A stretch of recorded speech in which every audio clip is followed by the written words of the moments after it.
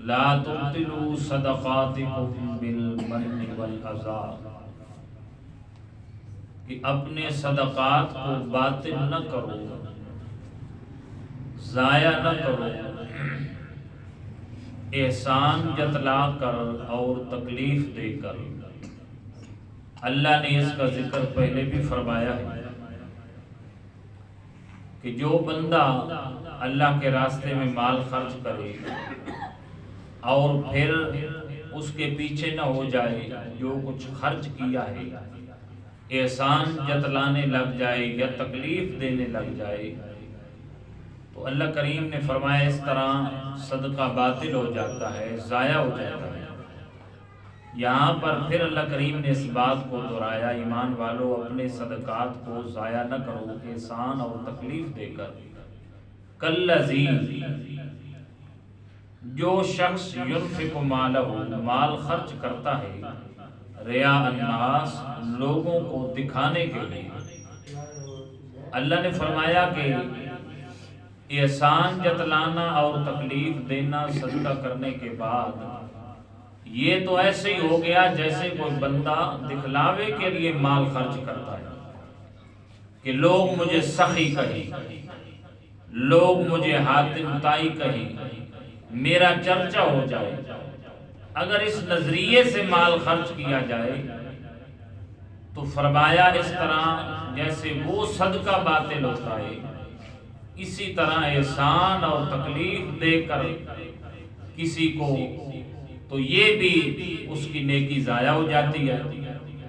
تو اللہ کریم فرما رہے ہیں کہ یہاں پر ایمان والوں کا میں نے ذکر فرمایا اور فرمایا پھر جو شخص مال خرچ کرتا ہے لوگوں کو دکھانے کے لیے، فرمایا یہ منافق بندہ ہی کر سکتا ہے، مومن آدمی ایسا کام نہیں کر سکتا۔ آج کل ترقی کا دور ہے، کیمرے کا دور ہے، ہر بندہ جو ہے وہ یہ کوشش کرتا ہے کہ جو کام بھی ہو وہ سوشل میڈیا پہ آ جائے اور اسے دکھلاتا ہے۔ آج لوگ جو مال خرچ کرتے ہیں تو کیمرے کی نظر آ جاتا ہے تو اس کے اندر اس انسان کی عزت نفس جو ہے وہ مجروح ہو جاتی ہے، اس کا خیال کرو۔ اللہ کریم فرما رہے ہیں کہ جو مال لوگوں کو دکھانے کے لیے خرچ کرتا ہے وہ بھی صدقہ باطل ہو جاتا ہے۔ وَلَا يُؤْمِنُ بِاللَّهِ وَالْيَوْمِ الْآخِرِ، وہ تو ایسے ہو گیا جیسے نہ اس کا اللہ پر ایمان ہے اور نہ یوم آخرت پر ایمان ہے۔ تو اللہ کی رضا کے لیے مال ایسے دو کہ خود تمہیں بھی پتہ نہ چلے، ایک ہاتھ سے دو تو دوسرے ہاتھ کو خبر نہ ہو۔ اس طرح اللہ کے راستے میں مال خرچ کیا کرو۔ جیسے آج ہم چرچا کرتے ہیں، کیا اللہ بھی ہمیں دیتے ہوئے چرچا کرتا ہے؟ ایسے اللہ بھی دکھاتا ہے لوگوں کو میں اسے دے رہا ہوں۔ اللہ نے تو کبھی چرچا نہیں کیا، لیکن ہم لوگ اس کا چرچا کرتے ہیں۔ تو اس سے اس آیت کے تحت فرمایا کہ اس طرح مال باطل ہو جاتا ہے۔ فَمَثَلُهُ كَمَثَلِ صَفْوَانٍ، اللہ نے فرمایا اس کی مثال ایسے ہی ہے جیسے ایک چٹان ہو، پہاڑ کی چٹان، علیہ تراب، اس پر مٹی کی تہ جمی ہو، بڑی چٹان ہو، مٹی نہیں ہے چٹان ہے، اس پر مٹی کی تہ جم گئی۔ اب سمجھنے والے نے سمجھا کہ یہ اگر میں یہاں کچھ کاشت کروں گا تو یہ ہو جائے گا، مٹی ہے، نیچے پتھر تھا، اوپر تہ جمی ہوئی ہے، اس نے بیج ڈال دیا، فَأَصَابَهُ وَابِلٌ، اوپر سے موسلا دھار بارش ہوئی، فَتَرَكَهُ صَلْدًا، اللہ کریم فرماتے ہیں کہ مٹی چلی گئی اور باقی وہ چٹیل میدان بچ گیا، وہ پتھر بچ گیا۔ اب پتھر پر تو کوئی چیز پیدا نہیں ہوتی، اس کا وہ دانہ بھی چلا گیا، مٹی کی تہ جمی ہوئی تھی، موسلا دھار بارش ہوئی، وہ بھی چلی گئی۔ تو اللہ کریم فرما رہی ہیں کہ یہ اسی شخص کی مثال ہے کہ جو احسان جتلاتا ہے یا تکلیف دیتا ہے یا لوگوں کو دکھانے کے لیے خرچ کرتا ہے، اللہ نے فرمایا وہ صرف یہ گمان کر رہا ہے کہ آخرت کے اندر مجھے بڑا ثواب ملے گا، میں نے بڑی نیکی کی ہے۔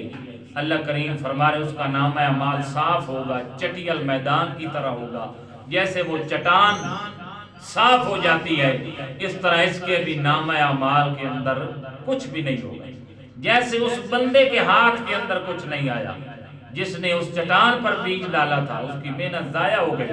لا یقدرون علی شیء مما کسبوا، اللہ کریم فرما رہے ہیں کہ یہ ان کی کمائی جو ہے یہ کسی چیز پر قادر نہیں ہے، ان کے ہاتھ کچھ آنے والا نہیں ہے۔ تو میرے دوستو، شیطان جو ہے یہ ہمارا ازلی دشمن ہے۔ اول تو ہمیں نیکی کرنے نہیں دیتا، اگر ہم کر لیتے ہیں اسے ضائع کرنے کی کوشش کرتا ہے، حقیقت بات ہے۔ اس کی کوشش ہوتی ہے کہ کسی طریقے سے بندے کی نیکی کیا ہو جائے، ضائع ہو جائے۔ ہم اللہ کے گھر کے اندر آتے ہیں اور ہم آ کر یہاں ایسی حرکات شروع کر دیتے ہیں کہ جس کی وجہ سے ہو سکتا ہے ہماری نیکی کیا ہو جائے، باطل ہو جائے۔ اللہ کے گھر میں آئے ہو بھائی، ایسا نہ ہو کہ دامن نیکیوں کی بجائے بھرنے کے جاتے ہوئے برائی بھر کے لے جاؤ۔ ساری حیاتی مسجد میں گزاری ہے اور نامہ اعمال میں کچھ بھی نہ ہو، تو فرمایا لا یقدرون علی شیء مما کسبوا، کہ اس کے ہاتھ کچھ آنے والا نہیں ہے۔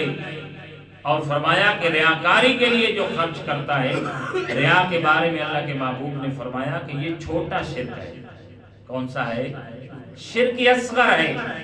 یہ بھی شرک ہے کہ بھائی عبادت تو اللہ کے لیے کرنی تھی، صدقہ خیرات تو اللہ کی رضا کے لیے کرنا تھا، لیکن یہ اس لیے کر رہا ہے کہ تاکہ لوگ خوش ہو جائیں، لوگ مجھے کہیں کہ بڑا بھائی لمبی نمازیں پڑھتا ہے، بڑے بھائی مال دیتا ہے۔